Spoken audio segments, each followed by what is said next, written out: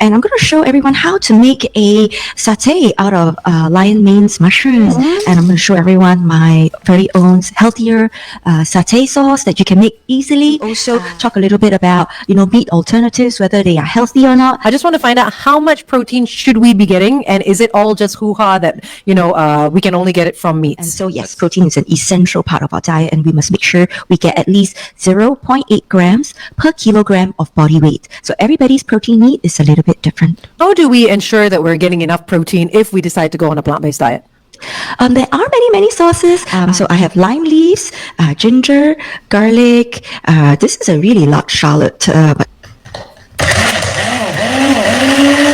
I'm just gonna, cut this up into little pieces. This in the marinade, and maybe mix it in for about 10 minutes before we put them into the skewer. My God. Hey, looks like real satay. Yeah? Looks like so meat, huh? good. Yeah.